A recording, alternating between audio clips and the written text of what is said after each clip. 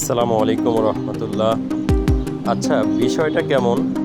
আমরা যদি কেউ 1:30 বলে বা 2:30 বলে তাহলে আমরা হাসি। তবে ঘড়ির ক্ষেত্রে শুধু এটাই নয়, আমরা অন্যান্য ক্ষেত্রেও কি এমন বলে থাকি? হ্যাঁ, 1:30 বা 2:30 আমরা কখনোই বলি না, বা কেউ বললে এটাকে আমরা নেগেটিভ হিসেবে দেখি যে না, এটা সঠিক নয়।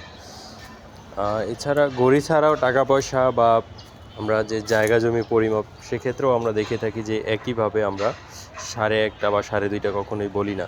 সেক্ষেত্রে আমাদের 2:30 বা 3:30 কেন বলি আমরা 2:30 বা 1:30, এটা কিভাবে আসলো সেটা কিন্তু ভাববার বিষয় অবশ্যই।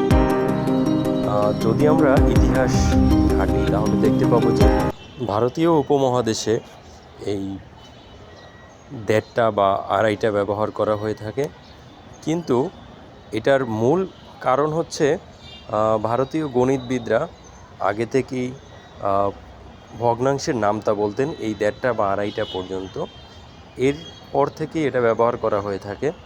কিন্তু যদি সেটা 1:30 বা 2:30 বলা হয়, এটাও ভুল না, প্রচলন হয়ে আসছে, তাই বলেই এটা এক ধরনের সঠিক নিয়মে পরিণত হয়েছে।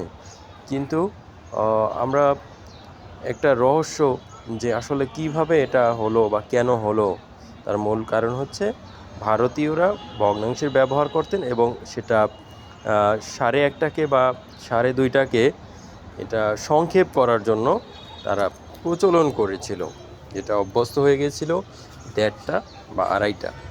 অপরদিকে আমরা 3:30 4:30 ঠিকই বলি, তো ওইটার প্রচলন ওইভাবেই হয়েছে।